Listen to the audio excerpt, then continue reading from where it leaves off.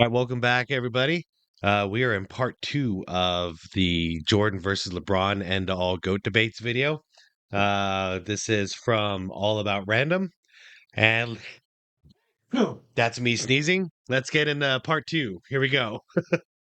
Talent each had on their team.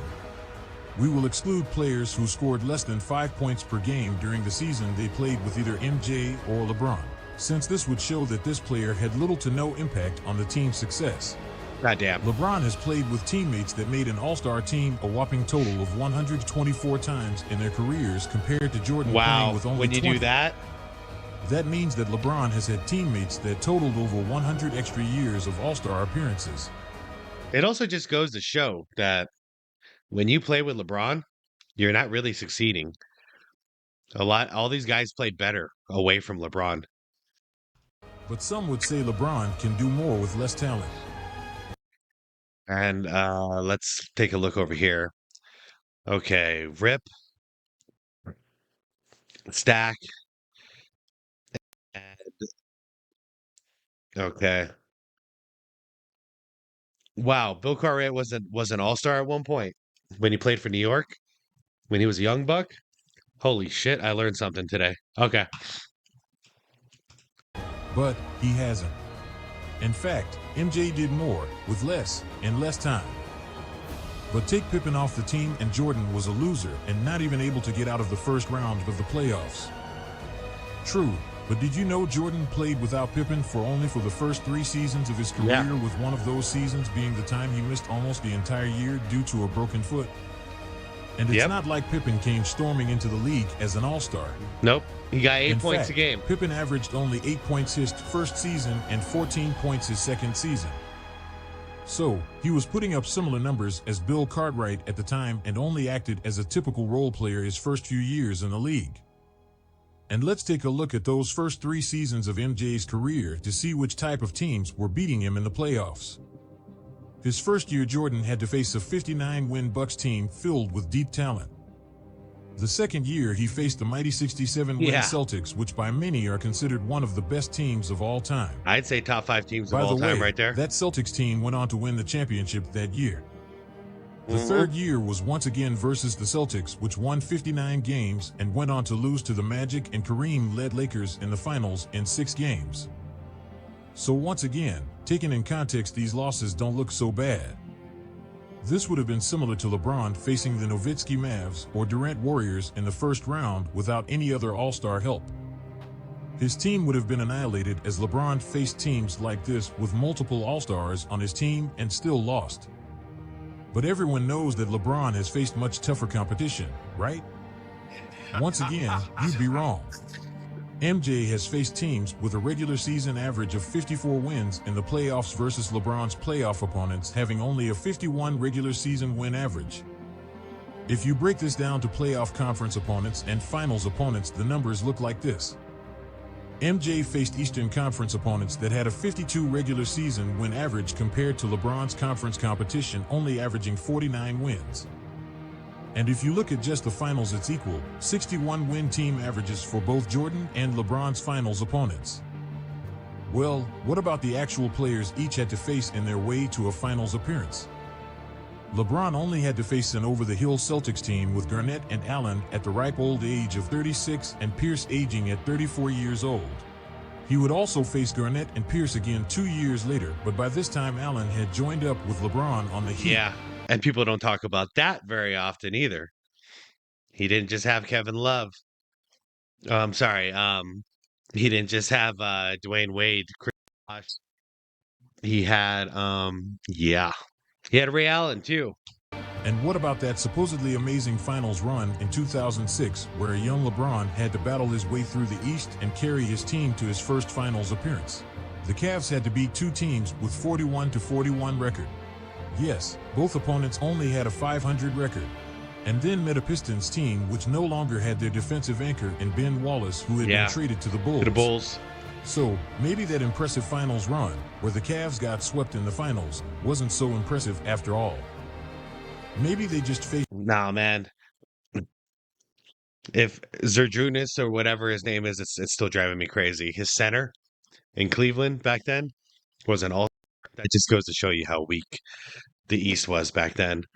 So it's cool he made it out of the East, but you go against anybody in the West, and anybody in the playoffs in the West during that time would have killed the Cavs. Faced mediocre opponents. And for the rest of LeBron's finals runs, he didn't have to face any other player that made ESPN's top 75 all-time list.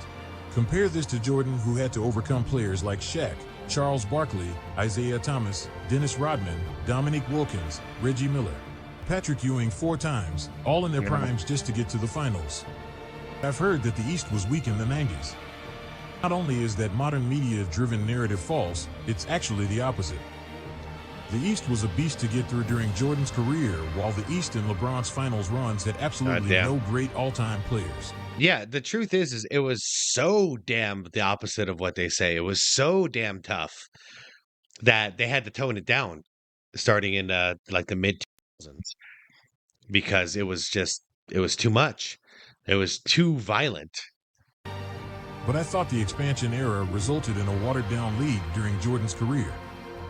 That's just not true, as the regular season win average of the bottom 5 teams during Jordan's career and LeBron's career is the same, 22 wins. So, there weren't any more ultra-low bottom feeding teams during Jordan's career compared to LeBron's. There is also this false narrative that the league is so much more talented now. I mean, the athletes are far superior now than during MJ's career, right? Well, once again, context is king. I would agree that the players of today are more athletic and can jump higher, but let's not equate individual player athleticism as better. If that were the case, then why do Luka and the Joker, 2 of the least athletic dudes in... Yeah, props for going here. Because, yeah, it's not the most athletic players who are dominating right now. It's 2 guys who look clunky as all hell, but they're just smarter than everybody. The league right now completely dominate and land in the top 5 players in the NBA. That's like he because went in skill slow and motion. fundamentals beat out athleticism every time, and this has always been the case. Larry Bird is a prime example of this, as being a top 10 player of all time while being as slow as a sloth with hops like an elephant. Yeah. There are numerous examples of teams stacked with individual dominant athletic players getting beaten by a group of guys that play as a cohesive team. Yeah, that Pistons team was badass. Chauncey was the closest thing to a star there, but really they were one cohesive team. Just look at the 2004 Lakers with Shaq, Kobe, Karl Malone, and Gary Payton losing to the Pistons. Screw you, mailman. Or what about the 97 Rockets team with Hakeem Olajuwon, Charles Barkley, and Clyde Drexler, or the 99 Rockets where Pippen was added to replace a retired Drexler? Both of these teams weren't even able to get to the finals. Yeah, this is when we should have started realizing that Pippen has an ego problem. Really, we should have realized it when he refused to go into the game for Tony Kukoc. No, I'm sorry, he refused to go into the game in the playoffs when the play was called for Tony Kukoc for the last second shot. That was a huge ego flare. But here, like, he couldn't play with Chuck. He was just too busy fighting with Chuck the entire time. He wasn't even really caring about winning anymore. All because of his damn ego. And yeah, Hakeem was like, what the hell did I do to deserve this? Played hard my whole career for this. Oh, man. But anyways, this is not about Scottie Pippen. And what about teams LeBron himself has been on? How did the super team of LeBron, D. Wade, and Bosh lose to the Mavs? Or better yet, how did the 2004 Olympic team, J.J. Barrera, baby, filled with a number of future Hall of Famers in LeBron, Tim Duncan, Dwayne Wade, Allen Iverson, and Carmelo Anthony, only manage a bronze medal while stumbling to losses against Argentina, Lithuania? I'll tell you how, there's no leader on this team. No offense, AI. But yeah, there's seriously, there's no leader on this team. No one's going to go out there and do the dirty work. It's just not that kind of team. Well, you got like the original Dream Team, and you've got, I mean, you had multiple people who were ready to do everything it took, starting with Jordan, then Magic, then Karl Malone, Scottie Pippen, like you name it. They were all going to do anything it took. David Robinson. Yeah, this was a different beast. That's why they had to recruit Kobe, because they needed a leader. And Kobe came in and led by example. And Puerto Rico. Yes, lowly Puerto Rico was able to beat the U.S. team, and not only LeBron's. beat them, but crushed them with a 92-73 win. That's None of these embarrassing. teams had any future all-time greats, but by playing as a team, they were able to beat a U.S. team that was far superior in both individual talent and athleticism. He is proving a point, though. Who was the most talented team? Obviously, the United States. Like, they had freak of nature athletes.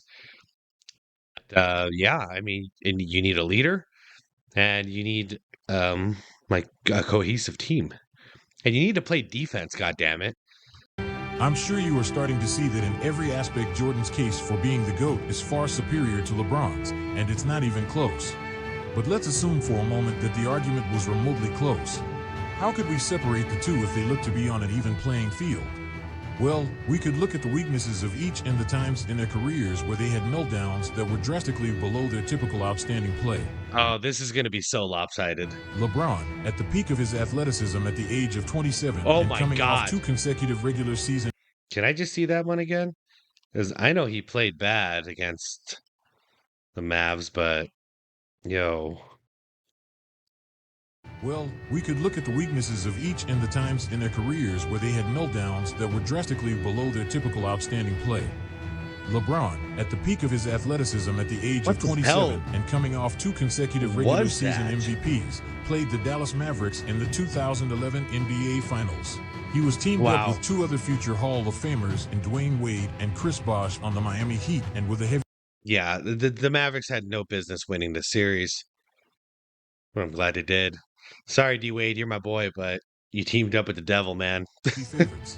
During the finals, he guarded an almost 34-year-old With Jason Jason Terry, Kidd on who you? completely decimated a bewildered LeBron James.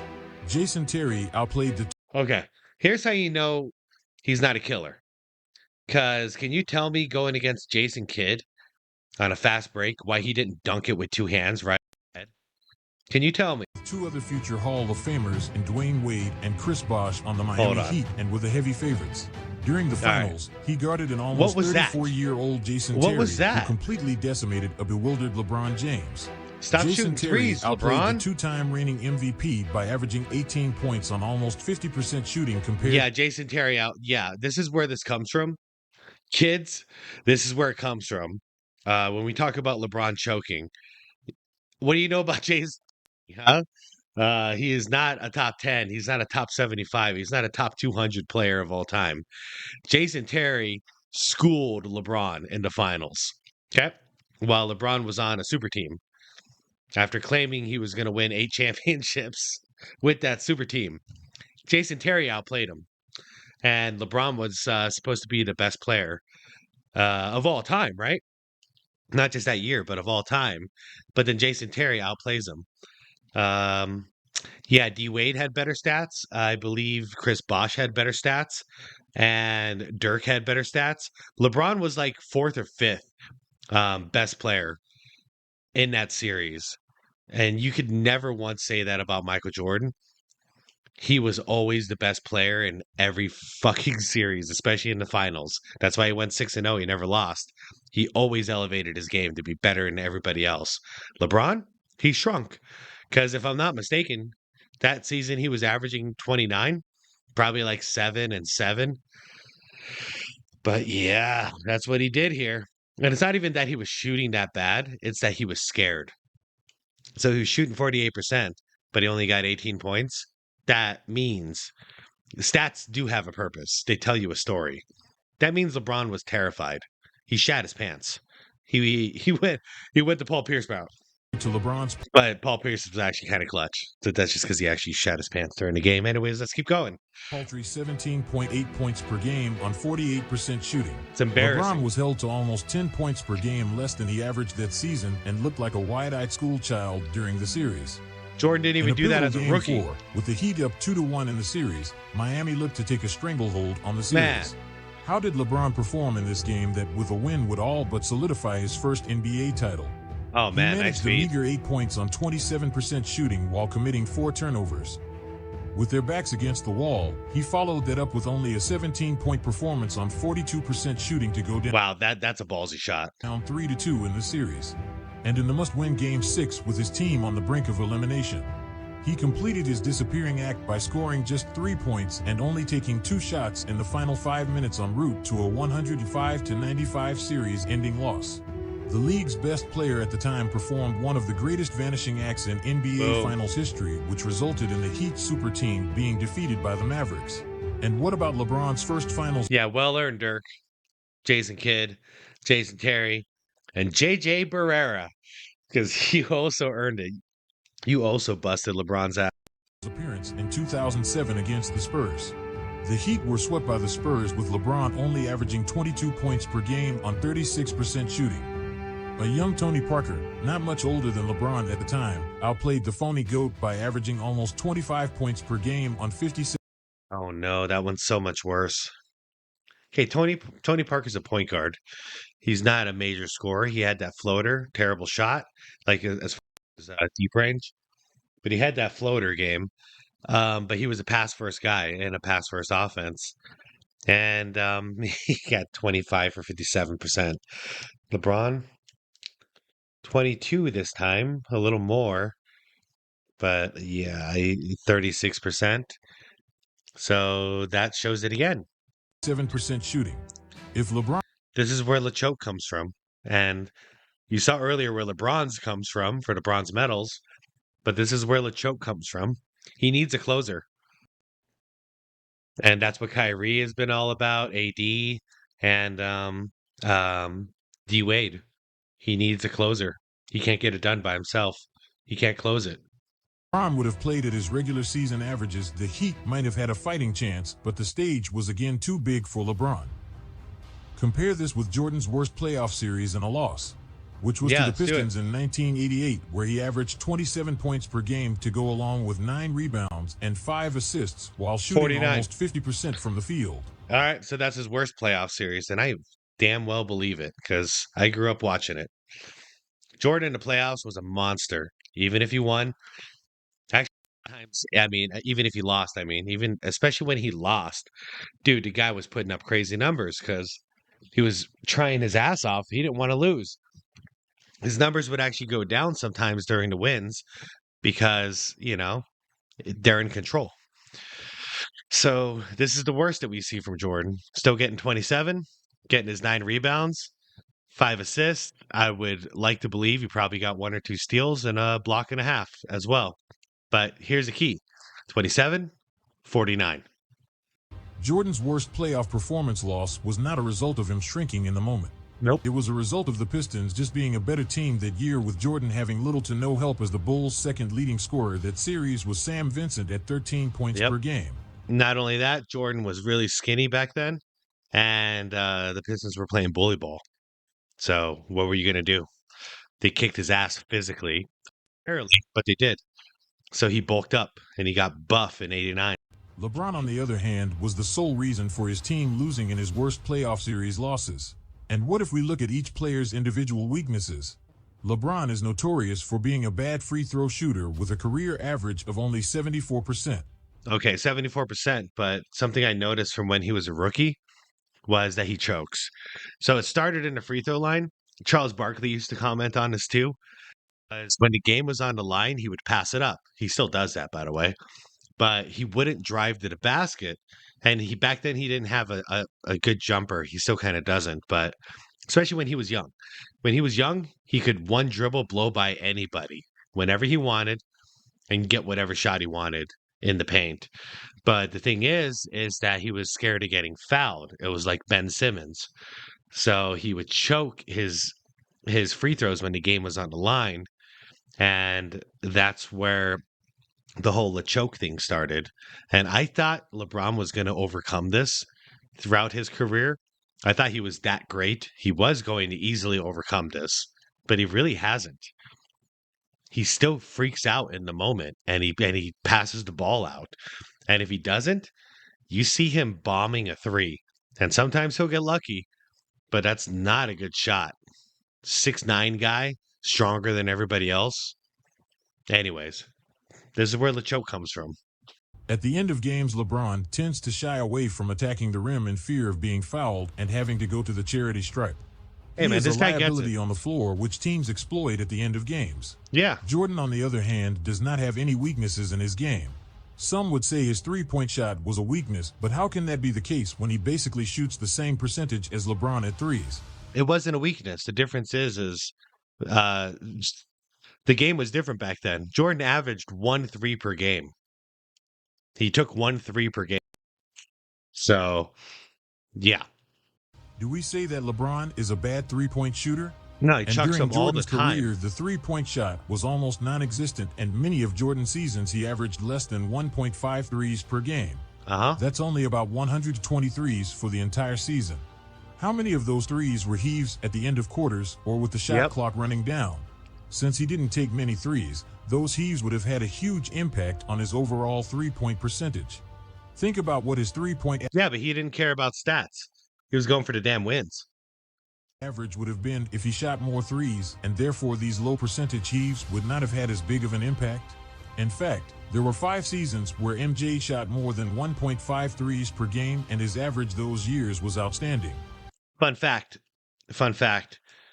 Jordan was There were 5 actually seasons Jordan was actually in a 3 point contest. Damn man, what year was it? Was it nine? I can't. I think 95. Okay. So fun fact: Jordan won the dunk contest twice. LeBron zero. Jordan in the 3 point contest, he got eliminated in the first round. It was terrible, but it was also hilarious. Um, but I just bring this up because has LeBron been in a 3 point contest, even though he's chucked about like maybe 20 times more threes than Jordan? Nope. Has LeBron been in a dunk contest? Nope. What's LeBron great at? Everybody, answer that. Answer that in the comments. What is LeBron great at? Because it's easy to point out the things that Jordan is great at. Great at defense. So steals, blocks, man to man defense, great passer, um, and obviously the best scorer we've ever seen. And yeah, best best fadeaway jumper we've ever seen. What's LeBron great at? Please answer the question. Please, please. where MJ shot more than 1.5 threes per game, and his average those years was outstanding. Therefore, if we look at each of these players and compare them, we see that Jordan is a better scorer, better at steals, better at offensive rebounds, better at free Oh throws, yeah. commits less turnovers, has more NBA championships, more finals MVPs, more regular season MVPs, more defensive player of the year awards, more scoring titles, more steals titles, a better defensive player with more first team defensive awards, played with much less help on his team, faced tougher playoff opponents, had 0 weaknesses, delivered in the clutch, and never, ever shrunk away from the biggest moments. I guess LeBron is Damn. only better than Jordan at assists and Damn. defensive rebounds, the same as Russell Westbrook compared to MJ, and we certainly don't consider Westbrook to be the GOAT.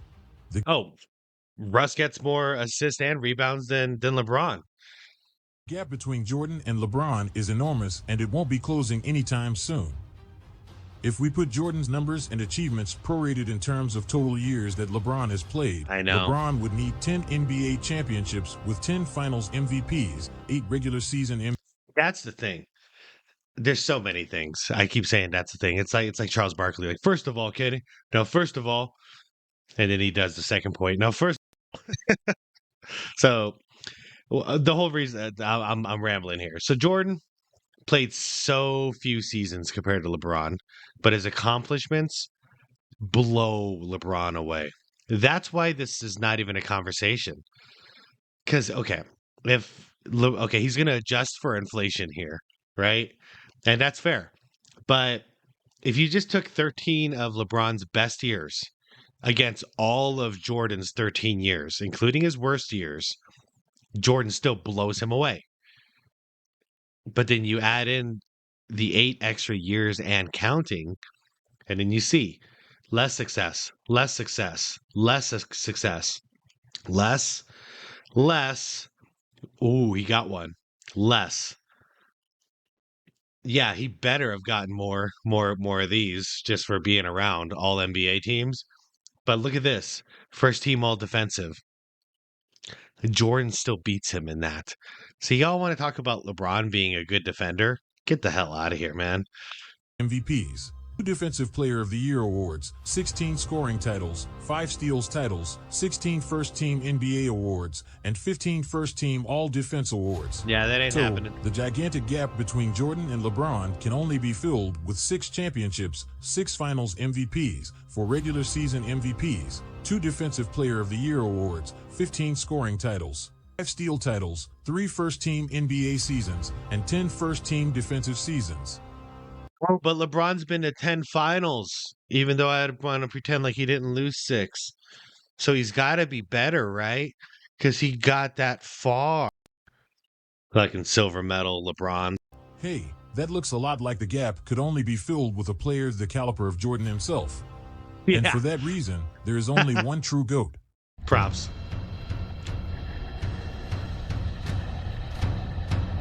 Props, man.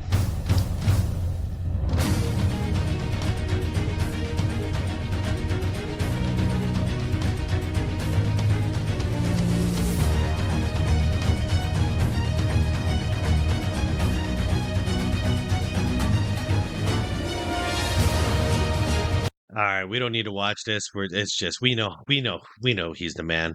We know what he did. We know who he is. We know he dunked on everyone. We know he's the greatest of all time. All right, everybody. Let me just see if he ends it with something. Ooh, he ends it with a shot. That's a good last image. All right, guys. Part 2 really definitively just put the nail in the coffin for me. He pretty much hit every point I wanted him to hit. So for this channel, definitely earned a sub from me, and I'm very impressed. Well done. Um, so link's gonna be down below in the description for this vid, and let me know in the comments. Is there anything LeBron could possibly do to ever actually be the GOAT? Now that he's like, is there anything he could possibly do? What is it? Because I think it's over. It's already over. That's why he's just pushing for longevity stats and not playing any defense, just trying to get some more points. But anyways, thanks for watching, everybody. Comment down below with your take on that. And if you wouldn't mind, give me a like and a subscribe. It really helps my channel grow. And I'd really appreciate it so I can keep doing this. I really enjoy doing this. So, all right, everybody. I'll see you all tomorrow. Thanks for watching part 2. Peace.